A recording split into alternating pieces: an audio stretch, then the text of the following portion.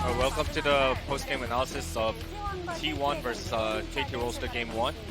Today we're joined by Subin Yoon, as well as Lyra and Pawn. 안녕하세요. Hello everyone. 안녕하세요. 포노입니다. 네, 오늘 T1에서 클로저 선수가 Right. 출전을 From 했는데요. T1, closer started 빅에서도 for them. 새로운 점이 있었을까요? Were there any differences in the draft due to that change roster? Well, KT took Olaf and Ashe, trying to bolster their laning phase, whereas T1 picked Xayah and Rakan as a countermeasure.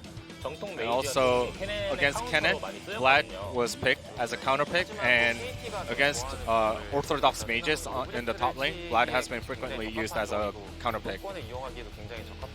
And also KT picked champions that have a lot of early game control and champions that can control the tempo of the game, whereas T1 just trying to counter pick as much as possible and trying to drag the game out. And also the game was won by T1 mostly because Vlad was able to sustain himself despite the efforts from KT to break him down. No. So in the bot lane, there was a big bloodbath incident. So Volio was on his way to gank the lane. And Rakan started that fight with his W. But KT was already aware of it. So KT's top and jungles were ready to join the fray. And Orianna was trying to recall, but Zoe had Ghost available, therefore he joined the team fight much faster than Orianna, and actually Orianna reverted back to his respective lane. And as soon as joined the frame, Orianna was very indecisive, so he actually was hovering around the river and bewildered where to go. And either Orianna wasn't prepared that the fight was going to get this elongated, or maybe it was a shot call where the members of KT told him not to come down. So if Orianna had gone down, then they could have narrowed the margin. However, due to Orianna's absence in the bot lane skirmish, the discrepancy got heightened furthermore. And the game dragged out long enough where T1 was comfortable for a team fight, and everything was... KT was already on their back foot by then. So although KT started off the fight really well and even got the kill, however they overextended and ended up all dead. So here, Kenneth's flash was burnt due to the play from T1, which is very crucial in teamfight situations. So Ashe used ult, but Xayah cleansed out and also used her ult to get out of the harm's way. But KT chased all the way to the end to get rid of Xayah. And here, although it seems like a 4v3, but Lux got trouble bubbled by Zoe. And also Vlad's ult hit 3 members of KT, and therefore Volibear was able to clean up the fight in the end. So Orianna's only escape ability is her flash, but she burnt her flash, so therefore they had to be more meticulous in the following team fight because of the absence of Orianna's flash. So instead of regrouping and trying to be more meticulous in terms of their team fight, they just went in recklessly, and they also conceded more kills, and therefore they handed the game over to T1. Let's check the player of the game of this game 1. And it is Closer with his Zoe. In his debut match, he was able to acquire that 100 POG points. And he even ended the game deathless. He must have had a lot of pressure mounted on his shoulders because he's subbing in for Faker. But there are a lot of things that Zoe had to do when there was no tempo for them in both mid and bot lanes, which he did extraordinarily. I think that luck is also a part of skill for grabbing the necessary skills with Zoe's W. And he most definitely carried this game using his proficiency of Zoe. 순을 맞추는 장면도 몇 번 있었거든요. There were moments where he used the smite 활용도가 좀 남다른 것 onto 같습니다. the minions and then 9표 가져갔고요. hit the trouble 말씀하신 bubble, 탑이랑 getting rid of that minion 한나 blockage. 선수도 이번 또 솔로킬 Got 9 out of 12 votes. 가름하는데 아무래도 이제 클로 선수가 한 번도 안 And 죽고 Black could have also 네. got the POG, but Closer popping off in his debut match ended up as the POG. Alright, can T1 get a clean sheet victory to get to that top 3, or can KT rebound in game 2? Thank you, Brian, as always, for the wonderful translation there of the analyst desk. Interesting to see Closer picking up the player of the game there. We saw that he was able to get fed, kind of struggled there in the mid-game, but we kind of did write that off as some, I'd say, debut and rookie nerves coming in. And then he was able to close it out, at least, as we're going to have a massive sub coming in here. 3 different players for the side of KT. Ucal stepping into the mid lane, Malrong into jungle, Smeb into the top lane, with the bottom lane staying the same. Well, this is going to be interesting. What is going to happen here in game number 2? This seems pretty unusual out of KT, especially after the way that game number 1 just went. It felt like they really blundered in that mid-fight, and that was really the beginning of the downfall. And we'll see if maybe they have some sort of a draft or something else prepared. I saw Kuro walking backstage, nonchalant about it. Didn't really seem too upset or bothered. There also didn't seem to be a lot of review on the game. You know, normally when we walk by the team booths, usually they'll still be in there and they'll be looking at the replays. Oh, but yeah. did not really see a lot in between the series, so perhaps this swap was just really pre-planned. Regardless, as Kana is looking for emotes to pick maybe for game number 2. Very, very important that you get the best emotes for trash talking. And yeah, I saw DRX after getting stomped by Damwon yesterday. They were in the booth after all the lights were off, and the staff was like, how long are you guys going to be in there? They obviously had a lot to talk about, and CV Max wasn't going to let them go for that moment. Whereas KT, yeah, just kind of very fluidly transitioning into the next one. Yeah. As they will be on blue side this time around. Well, Karthus and Callista going to be banned away by KTT1 with the Twisted Fate and Karma getting knocked away.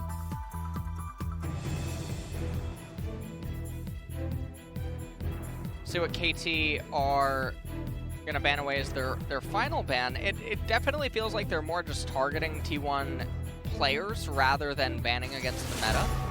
As it is on blue side, Bard is going to be removed from the table. Same bans as game 1 when they were on red. So, yeah, I think it really is just the team that they're going up against rather than any specific meta. Although Callista, Karthus, and Bard are definitely pretty strong. Galio here going to be taken off the board. It does leave Nidalee. That's the one change from game 1 draft that was banned on blue side by T1. And Volibear gonna get picked up here. It's probably almost always just gonna be inside of the jungle. Don't really expect any sort of pivots. Kana yawning because he is extremely bored after that game number 1 performance. He's not really feeling too bothered. We'll see what he's gonna be on in this game. As T1, 2 seconds left. Set being hovered. Does get locked in. Let's see what T1 want to do. You know what has really not been seeing a whole lot of activity lately is Ezreal has been falling by the wayside a little bit in recent times as Aladios being hovered right now. He might get locked in, and he will. So let's see if KT will just try to now draft long-range terrain controlling champions, or if they are going to pick full-on engage and run into him. You're talking about Ezreal. Obviously aiming no stranger to this champion, and it also provides some of that range and poke against the Aphelios so that you do not have to go for a hard engage at all on this champion. Still need to see what will go alongside it, as Azir is going to be the choice here for you, Cal. Yeah. We'll see what Closer maybe wants to respond to it with, or if they'll just lock up another kind of champion. But the thing is that Set is, in theory, a quadriflex, and showing any of those positions does narrow. Okay, it's going to be Akali. Okay. So we are going to have a mechanical battle here. Closer, known for his Akali and mostly his Aurelia, I believe is the highlight video that has received the most attention. Yeah, but the Akali into the Azir. Seems like that will be the choice for him here. He seemed very confident as he picked it, so I would imagine that that's not going to be flexed. Wukong here, taken off the board.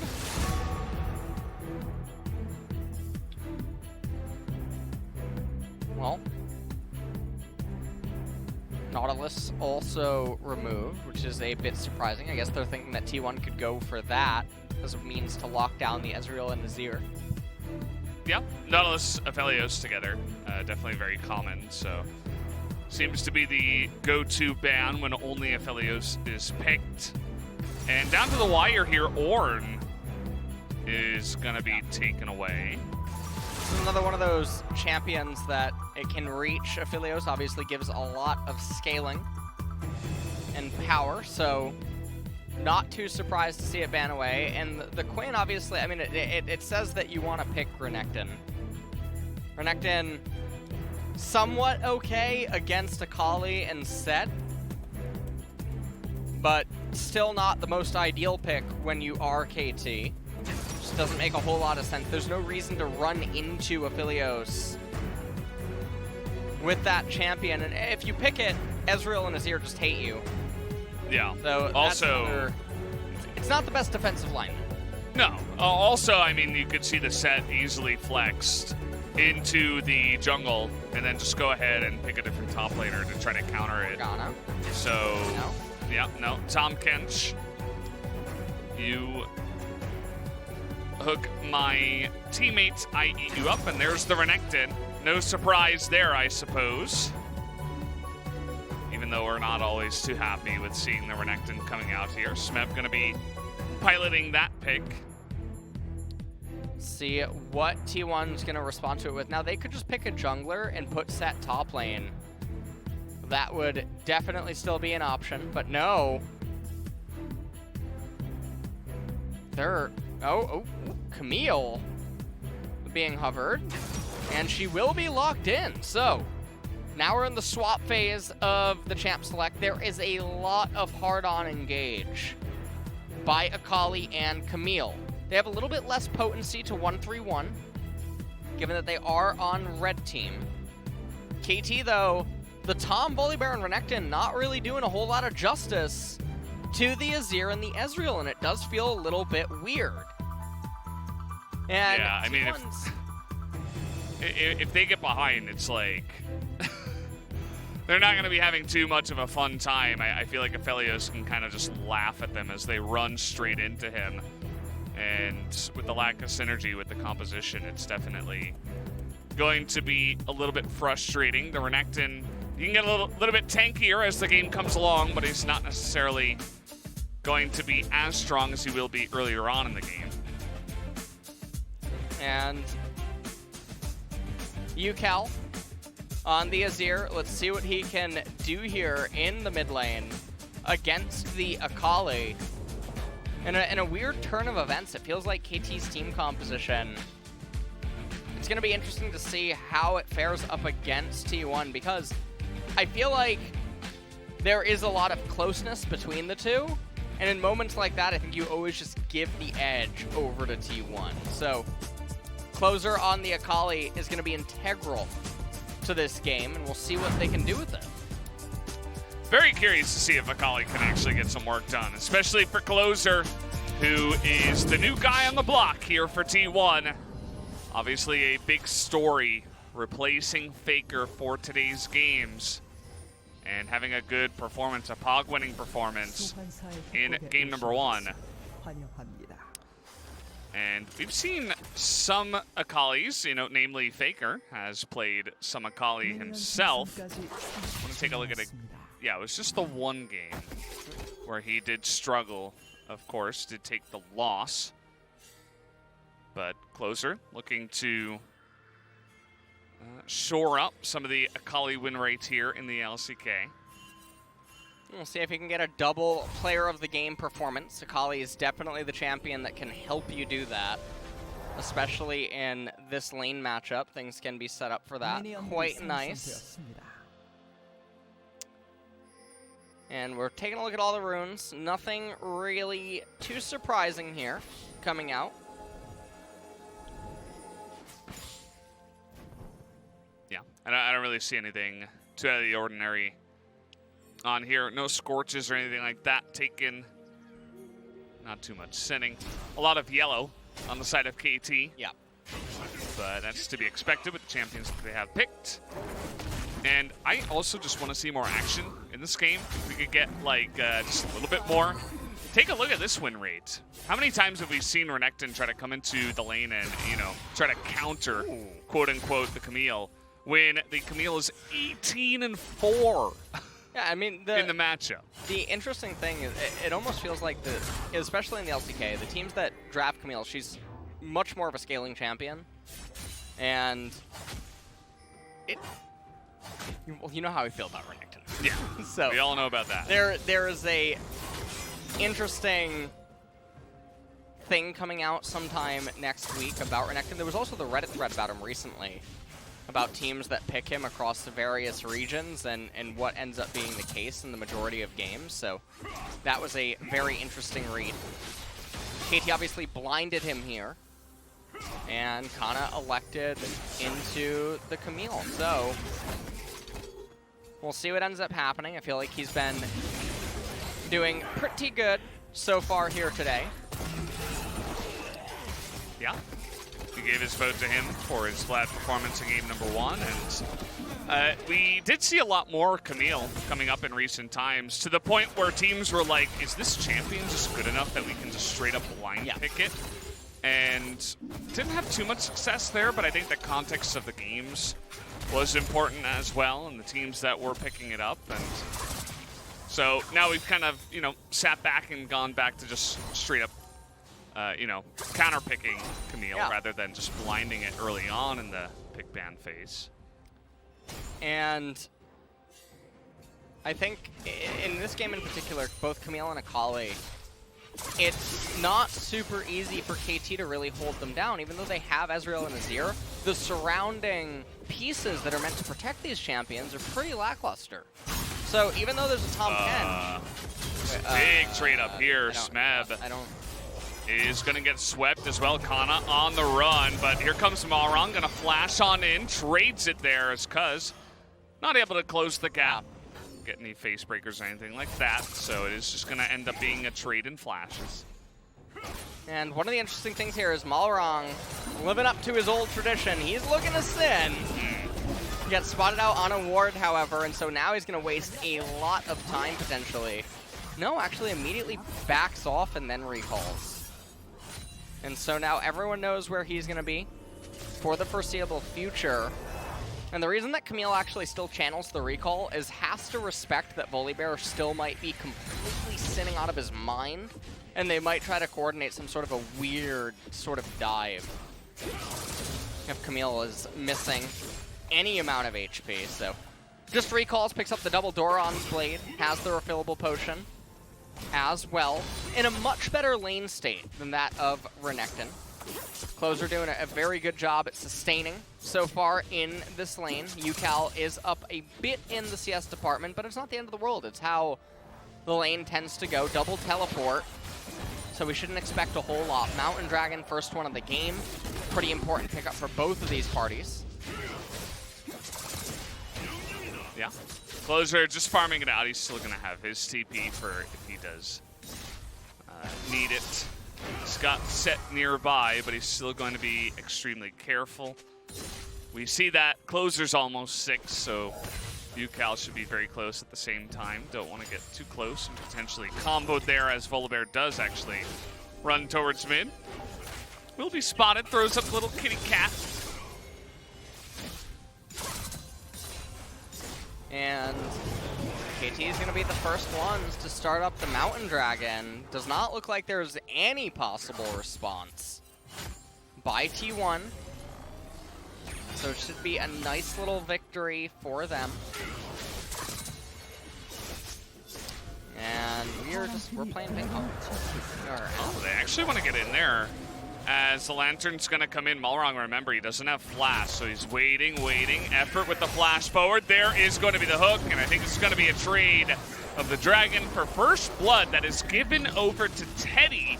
Importantly, as he is a bit behind on the CS, there's a massive wave for him to catch, though. Yeah. So they're just going to go in on UCal, who was definitely not expecting this. The ult comes in, and how did that Q miss? He still got him, though. Yeah. Oh.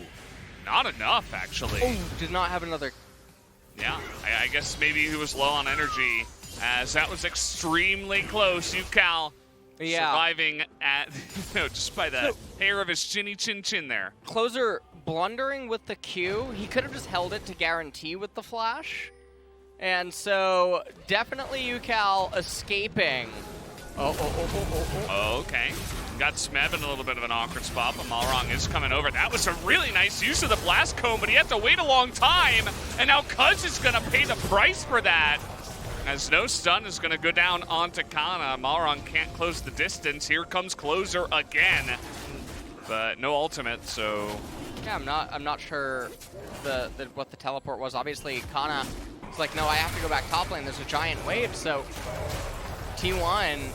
Even though they just found themselves in a really good position, they get themselves back into a worse one. And, oh, man, the lane state is so ugly for Kana up here. This is really brutal because Volibear's in close proximity, and Kana's forced to respect it, and he doesn't have flash. So, set on the opposite side of the map. Let's see if Smeb puts the pieces of the puzzle together, and yeah, okay. Yeah, I mean, this is, it should be pretty obvious, I think, but the stun is going to come in, and now Kana with hook shot down will be dead. And there were only like 2 or 3 range minions left, so yeah, definitely greeting out for those. This is one of those situations where Cuz his hand is forced, he must immediately go back to top lane, or else his top laner just can't play the game. So we were able to see that just by the lane state in top. There's no way for Kana to play this differently. And if you want to turn your brain off and say, well, he should just give up all of the waves, well, yeah, I mean, I guess. Sure, let's just do that and fall down 2 levels in top as Camille. And obviously that's not a good solution. So, bit of a blunder on rotations here. Okay, he's going to get the flash out of Ezreal on top of everything else. Aiming, feeling the pressure, and finally Cuz is able to get something done. Really trying to push the Teddy win condition in this game. You can feel it from T1. They're saying, well, we gave him first blood. Let's focus on, Kana will eventually scale, I guess, whatever. We'll just leave him to die. But Teddy, that's where our eggs lie. And, I mean, he was able to get a bunch of plates here already against that first blood. And he has caught up in the CS, so should be expected to carry as this game comes along.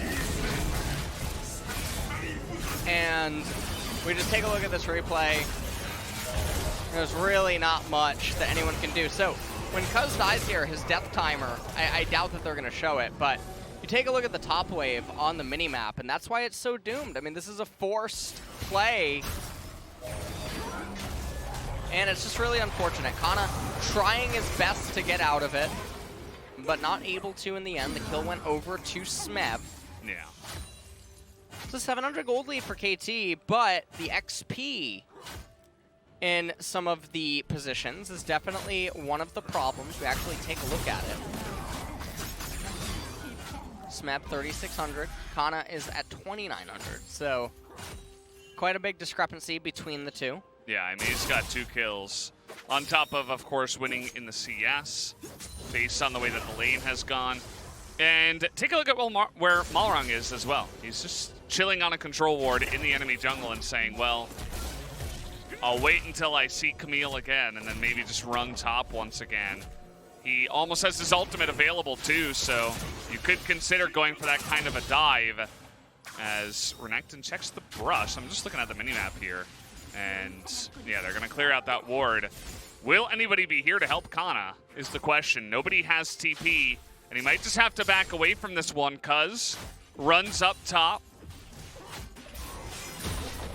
But Malrang thinking twice, not going to just head in for the dive just yet, and so Kana will be safe. Well, Cuz is just looking for anything that he can really do, but he's behind his set, and when set falls behind in a Ditto matchup, things get really ugly. And hold on. Oh, yep. Okay, the Ignite's gonna come down here into the root, and there you go. He's actually gonna hit the Moonlight Vigil onto aiming. So yes, he does a bit of damage to aiming, but Tucson will get away, still had the heal available. And now we're going for it again. The root comes down as Tucson just runs into his death. It seems up in the top lane now, Cuz just gonna get burst down, and Kana's too low. Closer's going in though, over the divide and in for the kill. He's gonna get the one. And just like that, we see the power of Akali around this Azir. As now we're trying to dive onto aiming here. Do they have the damage? They've got a massive wave, and I think they're just going to try to run him down. There you go. Takes the Lantern and gets another kill, and so that Teddy win condition is still there for T1, even though the top lane is kind of getting ravaged right now. Yeah, and that was a really hero attempt by Closer up in top because it really saved the position for Kana.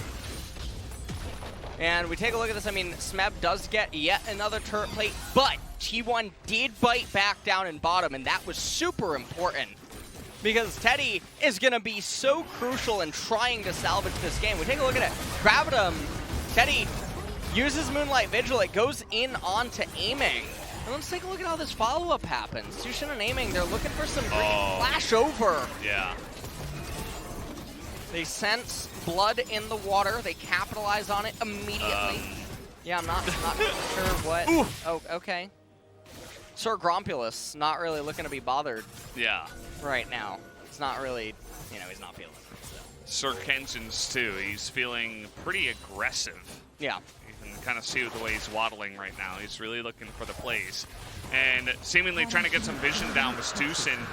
Gets caught out and gets a big chunk taken out of him, but because the way that the jungle matchup, I suppose, is going, they're able to just move on over, take the dragon. They had all the vision in the river at the same time. Yeah. So even though they don't have priority in the bottom lane, still able to take that one as Kana is not having fun anymore. Yeah. Later the Rune King Renekton 3-0. And really healthy CS numbers as, okay, he's going to get swept, but in for the kill. The Q is going to miss, and Closer will be able to pick up the kill, but goes down as now Effort is going to bite the dust. You can see that Teddy desperately trying to get that kill to follow up. A nice gank by Malrang, it seems, down on the bottom side to net them a kill onto Effort. And so T1, they're still, they're down about 1,500 because this turret's about to fall. Snap's gonna get, wait, hold on, I'm sorry. Did I just watch Renekton not kill it before the plates fell? I think. Wait, maybe he was so focused on denying. Yeah, I think that's actually what happened. Because We'll it was 1402 when the turret died, but if we take a look at the replay here, set goes down, Kana was looking like, no, we're not doing that, and Closer's like, yes, we are. Flips over, and then it was a bit of a buffet. And we take another look at this replay right here, too. Closer, yet again, sensing blood in the water, jumps right onto Ucal. Nearly dodges the knock. Yeah, follows him through, ends up being a love shot, but Ucal getting the better end, right? 400 gold going over to him, 300 for Closer. Let's take a look at how this transpired. Effort not able to do a whole lot, gets the box, picks up Malrang with the death sentence, but not a kill trade able to be given back over. So T1 in a bit of an awkward situation right now, 1,500 gold deficit. They do still have a lot of options to make sparks fly in the later stages of this game. Teddy now, probably just gonna let, no, not gonna let some of the minions die. Yeah, like that's a moment where you would wait. Not like the moment that Smith did up in the top side. I really wish we could have gotten a replay there, but unfortunately we don't have a direct line of communication to Dona Strong. But that is all good. See that, obviously a massive amount of gold right now in the pockets of Teddy as they take down that bottom turret. He's 2-0-1, already getting started on a second item here at 15 minutes. And it's going to be good, I think, against the Fed Renekton. We'll see how it does up against the Azir Ezreal. Yeah. But definitely kind of a divided composition for KT. Kana could have just froze top lane. That was a cannon minion with melees there to tank. He has double Doran's Blade for lifesteal. He could have held it indefinitely, and Renekton would have been recalling. So there's no objective on the map for 2 minutes. That means this cannon wave plus the next wave that's going to come out from the Nexus in a bit, Renekton wouldn't have gotten any of it. An EXP or gold. That is things that T1 could do at this stage of the game to slowly close the gold deficit and recover in this position. But look at Renekton. He's going to run up to top. He's going to get this wave, and he's going to get the next wave that would have otherwise just gone into the void. Yeah. And when you push it out in that manner, with none of your own wave dying, if you just leave it there, it's going to push back towards KT because they're all grouped up and they're going to get that first shot onto on the front side. And Smeb even could have just, sat there and said... Smeb could have done the same thing because his teleport's almost up. So, a minute until Dragon. It would have been a little bit more dangerous because there is, a little bit of a lack of vision in the enemy jungle, but he's very far ahead. But either way, we're just pushing minions back into each other and giving each other some farm. That's just the way it goes here in the LCK. I'm curious to see if we'll see Leandri's out of aiming this game on Ezreal. I don't think it's really hit the LCK yet. I do see a longsword, but that could easily just still be Death's Dance. Going into that build doesn't necessarily mean it's going to be Blade of the Ruined King. And Teddy picking up the red buff, very big before this Infernal Dragon. Now, a lot of the gold that KT did... Closer, a little bit of trouble. He's trying to get on top of UCal here, but he gets caught out towards that Infernal. You can see that the rest of his team was just, they were nowhere near him. It's not like T1 were really grouping up, trying to make a big play towards the Infernal. Oh! That's going to be a nice hook, but Tom Kench exists. And Ezreal also exists as a champion, able to hop away. And there is the flash, trying to deny that one. The exhaust comes in, but both supports are going to do their job and save their teammates. And KT, I mean, they're playing a pretty slow and steady game, and this time they're going to be the ones that are on the positive side of this. Kana trying his best to get this turret, but UCal is now here. Ooh, True Shot Barrage even doing quite a bit of damage to the Camille. And KT in a bit of a rough spot. Or T1 in a bit of a rough spot. Yeah, just spoke. So I think Closer saw him going to the brush there. Yeah. They end up finding him, not a whole lot that he could do there. KT just very close, or quick, to collapse. Now, this is a few times over that Closer has really tried to do some heroic plays to try to set the stage for T1 to be successful. And on 2 of them now, he's really thrown it away. The 1-for-1 in mid for Azir, it's always better for the scaling champion. And not that Akali doesn't scale, but obviously, KT with the position that they're in, things are quite good for them. 2,500 gold lead, almost. Well, a little bit more than that if you factor in the Infernal and Mountain. Yeah. Stats that are also being given over. And you mentioned 2,500. I thought you were going to say it was for the top lane, because actually that's also the difference in the top lane. It's the difference between the two teams, but also the difference between Renekton and Camille right now. 2,500 gold. And T1, you can see they're gonna try to set up vision here around the Baron that did just spawn. And we're going to go in kind of a side lane, kind of a pressure game right now with no big objectives that either team can take right now. Yeah. Ooh, and Kana getting quite a few Grass of the Undying procs.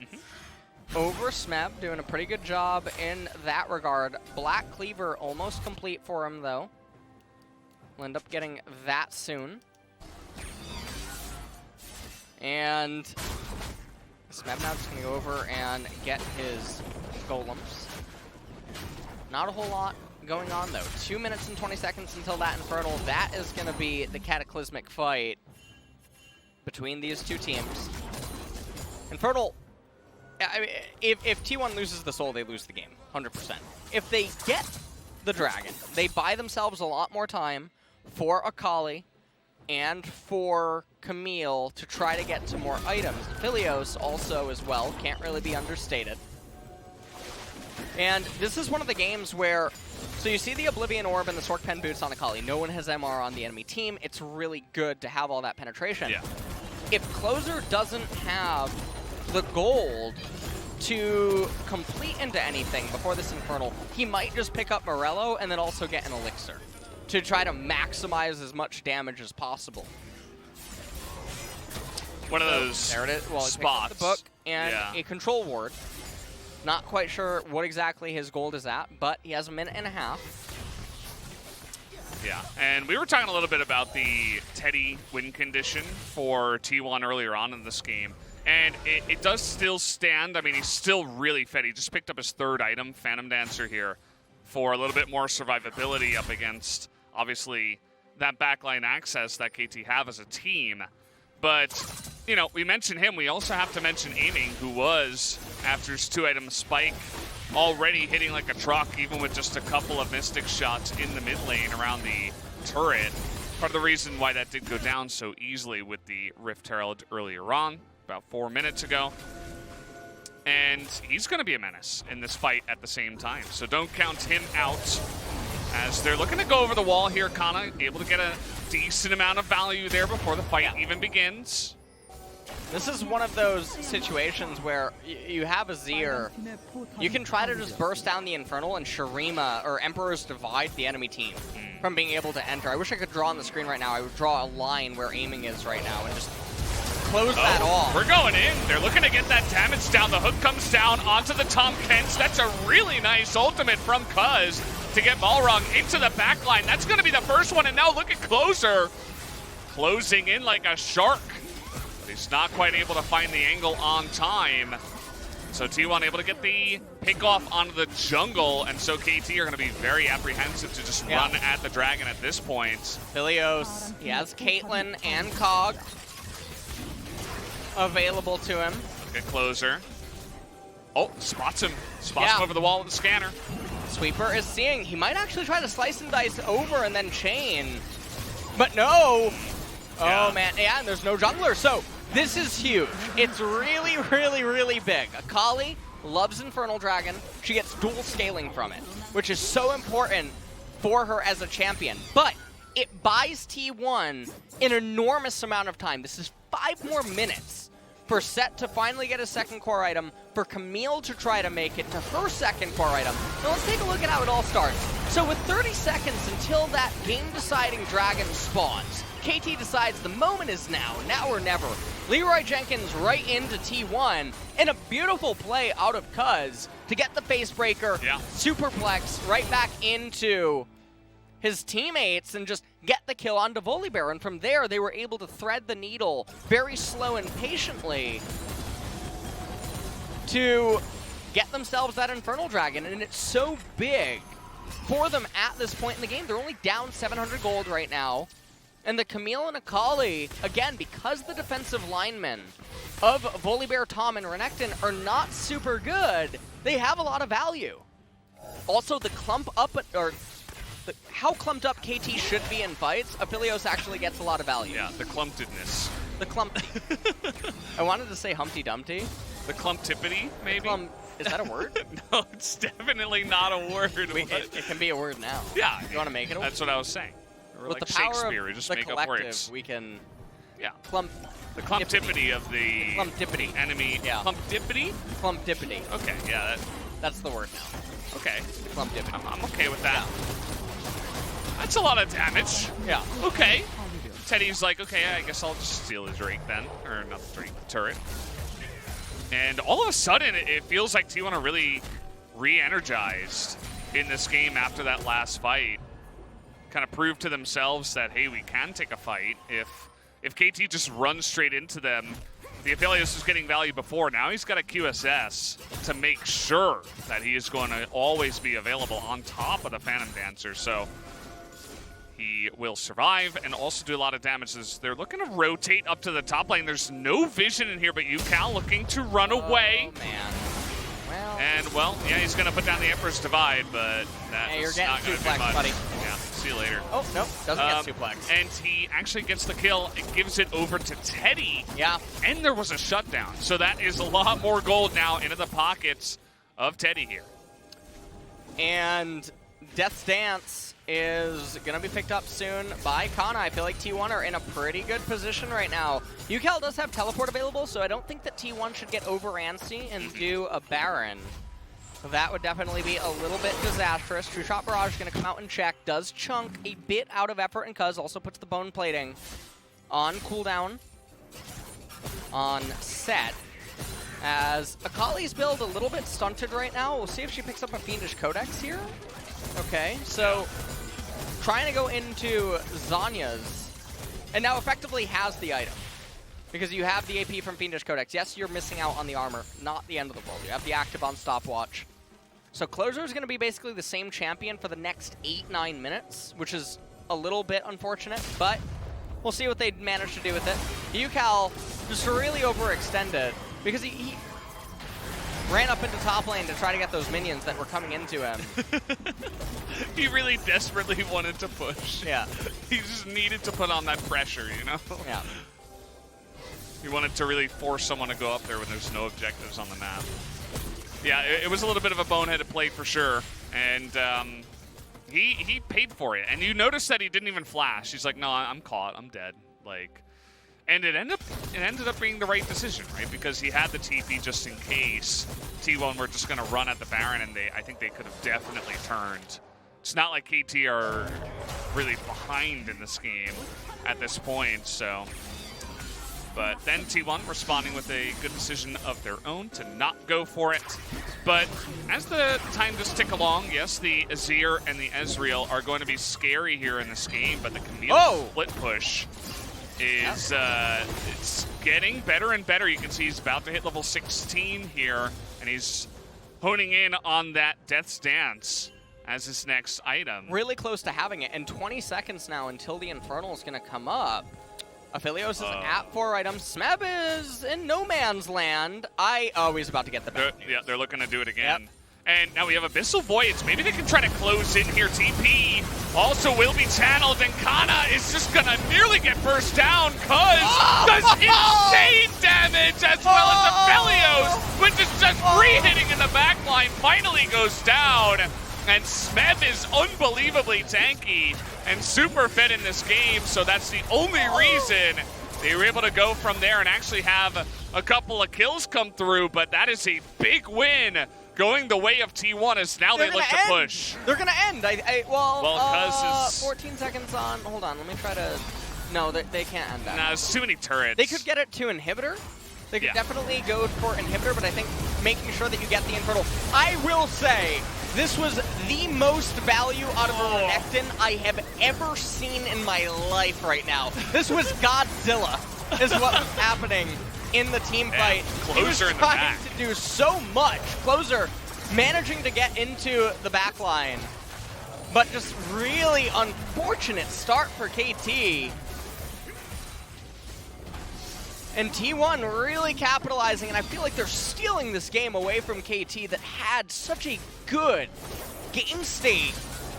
And really, it's all on Malron. at the blue buff, trying to dive onto T1 20, 30 seconds before that Infernal Soul for no reason whatsoever. Yeah, and you know, we don't really know who's making the call, but he's definitely leading the charge, right? So it does make him look a little bit silly, as that's going to be a nice amount of poke damage going down onto Effort. You can see that KT are not going to give up without a fight, but it's definitely looking dire. Okay, they're just going to run at Baron. Oh, this is the sign of tilt. They're like, you know, F this. We're doing Baron. All right, well. That Renekton, though, he's going to have a nice little angle. Spotted. He's going to get the stun down, and Closer immediately at half health. Yeah. Actually, at third health. And there's not a minion wave in close proximity in mid, so Closer can't heal up with this Gunblade. Malrong takes a bit of damage. I don't understand. Why did you just let the Baron? Yeah, they let it leash. I don't know what that was. Yeah, you gave Closer a lot of time to TP back in. Here comes Effort. That is a massive hook, and going on in, they take out the Volibear! And Aphelios is going to steal it as he is out of there. Kana able to survive. Teddy's still full health, looking for the play, onto aiming. He has the range, and he's going to snipe him down from over the wall, as now Closer is going to lead the fight here. And then the rest of them just going to be on the run. Smeb looking for the stun, wants to try to get it. Does he have the damage? The answer is no. Of course it is Aphelios on 4.5 items. And maybe now is the time that T1 can end the game. Not even Godzilla can beat 200 years. Just remember that. Time takes everyone.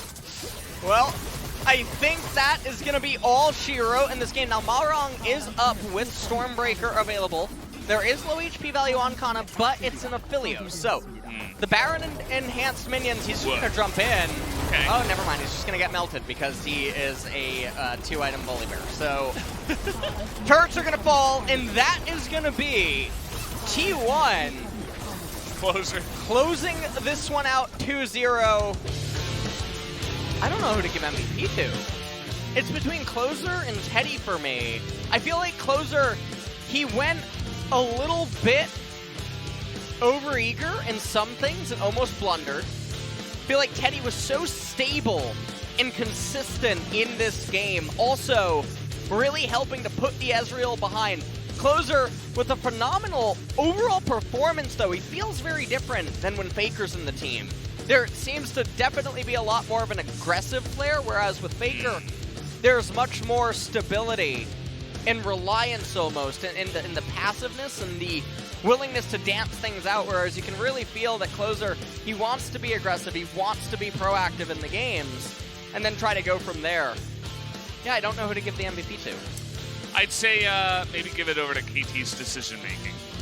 That would be my vote. Oh. But unfortunately, we can't vote for that. KT, you know, like, I think that game 2 wasn't so badly played, and even the Renekton was getting some value. That was Godzilla. It was kind of interesting. It was like the evolution of Renekton. It's like Renektonius or something. Like, it's got like 2 extra blades. Renekton. 4 extra arms, yeah. That's kind of what it looked like, and they were playing great up until they weren't. Up until, you know, the day it all happened. It's like the apocalypse or something, and that's definitely unfortunate for them because this is a big game. I mean, T1 showing Super weakness. big for T1. Yeah. It's huge for T1, right? They get some confidence back, but it was really big for KT as well because, you know, this was their moment up against a weak T1 or weakish looking T1 to maybe take at least a game, but then they got 0-2'd. Yeah. After being ahead for most of game 2. So unfortunate for them, but definitely looks pretty good for T1. I feel like T1 won game 2 in T1 fashion, which is just sort of waiting out the opponent, and then they blunder, and T1 ends up just being resilient, pretty much. But game number 1, definitely a lot better. And KT, you feel bad for them, but I think if it was any other team except for teams from the top 4, they probably would have won. Yeah. From that game state. Game 2, at least. Yeah, game 2, absolutely. So, not that bad there. Malrong also having, I mean, he's the reason they lost, but for the most part, way better than when we used to see out of him, where he would just sin out of his mind. That's true. I think playing the Volibear kind of helps too, because it's not like he's playing Elise or Xin Zhao, where it's like, okay, well, you didn't get a couple of ganks, now you're invisible. Like, at least Volibear can still get tanky and kind of run at you and survive, which definitely looks better for a player like Malrang. So, yeah, definitely a bit unfortunate. I'm curious to see who's going to pick up player of the game because I'm also kind of at a loss. I mean, for me, it was between Teddy and Closer. So I detract points from Closer because of some of the blunders that he did end up making and some of the variants that he was really willing to just play with. Teddy was pretty good. Effort, I think, is probably third. Yeah. And then after that, I would say it would be Cuz and then Kana. That would be my ranking. But I think it might be Effort. As we zoom into him, you know, flash queuing a very vulnerable target. But I don't know, he had some big plays down in the bottom lane even, and some good lantern pulls. In a game like this where it's really difficult to pick out one player. Teddy had a lot of setup, though, with some of the Aphelios poke that he was able to dish out before some key fights ended up transpiring. And, well, for what it's worth, I think if KT would have won, I would have given MVP over to Smeb. Yeah. Which, you know, I mean, it's a little painful to happen, you know. Certain champion. The B5 Renekton. Does not matter all that much because there in the replay there to pick it up. And here it is. Remember, this was Godzilla doing so much in the fight. Yeah. Cuz did a great job pulling him out, Yeah, though. and also a beautiful haymaker. Oh, yeah. By him as well. Closer just doing so much. Nice turnaround by Smeb to eviscerate Teddy. Malrang just not able to quite get the damage. And remember, Kana made it out, so that was a very nice team fight. Now, take a look at Teddy in this fight as well. Throws down the turret inside of the Baron, switches over to Draven. He's not able to do a whole lot, but he got the Baron, and they're calling to just get out. Moonlight Vigil goes out, swaps over to the long range, turns on Caitlyn, and then right here, man versus ears. Croc versus Ears. Croc versus ears, yeah. And they were calling for it, too. They were like, careful, careful, Renekton is there. So they seem to have a decent idea that he was around. 잘 끝내 이거? 끝난 거 같아. 오케이 오케이. 바텀에서 한번 던졌다. 자, 킬가녀가 이거 각 잘 봐야 돼. 골배 풀어. 골배한테 안 지키면 하면 돼. 주연아 조심하고. 네, 박을 거야 무조건. be 잡고 해, careful. 잡고 해. 나이스. 밀어. 와, 나이스. Nice. 오. 네 번째 용 때 상대가 나이스. 잘 끝내야 돼. 기원 테디 좋고요. 끝내. 나이스 태상이. 나이스. 나이스. I think someone said POG Teddy. 바스 좋다 이거. They said that the bus is good. That's a very common end of the game thing to say. Teddy doesn't get a booster up. Yeah, you think so? Because of the damage number? I definitely think so. It was 1,000 damage, basically, per minute. Yeah. So, I mean, he really, really did actually do some incredible stuff in the team fights, even. So Yeah. I think he probably deserves it here after looking at it twice. Yeah, there you go. That's pretty good. It's nice to see some new faces in the T1 lineup. Obviously, I think a lot of people were expecting Faker, of course, with T1 coming in. But Closer, in his debut, was able to show off his mechanics. Some of the decisions were a little bit off. He did look a little bit nervous. But overall, I think a good look for a new player. And, yeah, Teddy's going to pick it up. His first player of the game, 100 points. Wow. That is so bizarre to think about. 46.4% of his team's Not damage. 50%. Yeah, this was it. This was the blunder by KT. Yeah. Really throwing it away, Cuz with a really good setup there. Just everyone on T1 playing it really well in that situation. This was Teddy managing to get the Baroon. Was it the... It was the turret? turret. Yeah, it was.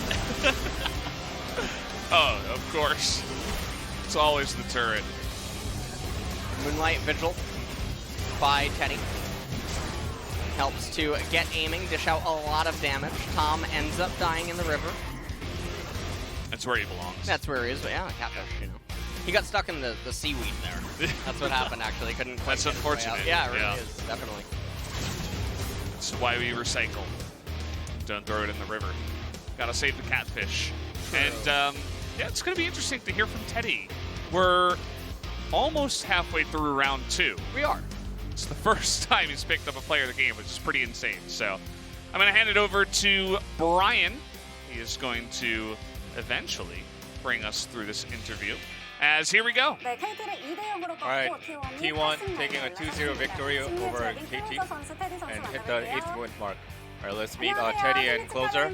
Congratulations on the victory. Thank you. Alright, you popped off in your debut match. Can you tell us what your thoughts are right now? First off, it was my debut match. I'm very happy because we got a clean sheet victory. And I really want to thank my teammates who contributed in this victory as well. Alright, you popped off as well, Teddy. Your thoughts? No, first game, my teammates carried me. And in game 2, I threw once in the bot lane, yet I think I was able to contribute heavily to the victory. Okay, Closer. Are you aware that you brought a lot of headliner on yourself? You're only 17 years old, and you must have had a lot of pressure mounted on your shoulders, subbing in for Faker. What's your take? Yes, I had a lot of pressure on my back, but I'm content to the fact that I was able to perform extraordinarily. What were some of the advice given to you from your teammates? No, I was literally shivering prior to the match. Elim said that this is a golden opportunity, so and your fate will completely change. So make sure to capitalize onto that opportunity, and I tried to do so. Well, this is why junglers are so nice. Okay. So first time, 2003 year-born player has been debuted in LCK. Do you like to soak up such attention, or are you shy from it? It's the latter. I don't want to be part of the attention or spotlight. Alright, what do you think about his performance? I thought he was going to get nervous, although he's a stellar player. However, he was able to show off what he's made of, so I think he did a great job. Well, the bot lane skirmish was very dire, but Zoe was able to gobble up a triple kill and turn the ties around. Let's check out the screen and rewind to that position. Right here, Zoe used as a ghost and then joined the fray. So can you please take us through? So the current situation here, I was able to roam first before Oriana. Did you feel something special, Teddy? No, we disregarded the potential TP place. So we were kind of on our back feet until Closer came in with his ghost. When we say Closer, it reminds us of Irelia or Akali. What are some of the other champions that you want to use? When the opportunity is given, then I really want to pick Irelia. And you also showed off with your Akali in game 2, so I think most definitely you will be able to show off your Irelia sometime in the future. Alright, you guys handed over the tempo of the game to KT, allowing Renekton to get well fed. What was going on? Although top was consistently dying, we were able to use the diagonal theorem, so we were able to carry the tempo into the bot lane, and we were able to close out the game in the end. what did kind of say? 힘들다는 소리는 딱히 안 했고 그냥 레넥톤 잘 컸다고 정도만 그냥 얘기했던 것 같아요. He wasn't complaining about how difficult he's in, difficult situation he's in. He just said that Renekton is well fed. Right here is where the Baron steal occurred. 예상은 안 했는데 Did you expect to steal the Baron? 뭔가 먹나 했는데 I was kind of thinking, can I get it with the turret? And somehow I managed to do so. And 잘 됐던 것 같아요. we called to back off, and somehow everything worked out well. 짱구 좀 위험했다고 생각했는데 잘 I think this was a very risky portion of the team fight, but it ended up well for you guys. Yep. 힘들더라고요. 악어가. 이번 판이 진짜로 상체 Crocodile was too 캐리 대 easy. 하체 캐리로 진짜 하체 캐리가 뭔지 보여주는 I 것 think it 같아요. was the clear definition of what a bot lane carry is. And this is your first ever POG, the split, which we were very astounded about. 네, 네. 네, 현재 메타에서 테디 선수가 생각하는 이즈리얼과 아펠 구도 어떻게 생각하세요? What do you think about Ezreal versus Aphelios in the current state of the game? 아펠도 되게 할 만한 피인 것 같고. Aphelios is totally viable against Ezreal without Bard. However, Ezreal Bard duo is very formidable 오늘 이렇게 해서 for 정말 좋은 Aphelios, 경기 or for 보여주셨는데 Bard is 다음 the 경기는 샌드박스 problematic one. 라이브입니다. 각오 Alright, 들어갈까요? next, you're going up against Sandbox. So your resolution for the future series. First off, closer. Alright, if I were to play in the next series as well, 칼챔 위주로 한번 해보고 then I'll try to pick as many 이렐리아를 볼 수 offensive-minded champs as possible. 기회가 된다면 이렐리아를 Can we see your Irelia? 기대해 보겠습니다. If opportunity rises, then I'll pick Irelia. Alright, Teddy. 항상 응원해줘서 너무 감사하고 Thanks to all the fans that support us. 열심히 하겠습니다. I'll try to consistently grind out harder. 응해주셔서 감사합니다. Alright, once again, thank you for the interview. Congratulations on the victory. 이렇게 해서 클로저 선수, 테디 선수 만나봤습니다. Alright, so we had conversation with Teddy and Closer. Alright, let's check how the standings have changed. Thank you, Brian, so much for the translation there of the interview. Good to hear from Closer on his debut, and of course, Teddy shelling out all the knowledge about the bottom lane. As we take a look here, we talked about how this was a really big day for both of these teams. T1, they move one step closer to Gen G. They're only one loss behind them now, looking to close that gap and re-enter the top three. Whereas KT, they take another loss, and they don't really have many more losses to give, to be honest. Yeah, and the thing is that T1, honestly, they have a bit of a Honey Jam lineup coming up. Honey Jam. Definitely have a bit of some Honey Jam coming up. They have one of the easiest roads they can possibly hope for in their next couple of matches. They have Sully One Prince, Sandbox, and Dynamics. So that is very important for them to win every game, try to get to the 11 wins, but they round off the very last week of LCK with both Damwon and DRX. So the nightmare week is still ahead of them. Maybe they're trying to get Closer ready so that they have possibilities to use them in playoffs or something like that. That's what one could expect. But T1's going to need to win every single game and maybe even try to topple DRX and Damwon, which is really just seeming unlikely. It's going to be difficult, but we'll see what happens in that last one. Guys, we got Sandbox versus Dynamics in about an hour. We'll be right back.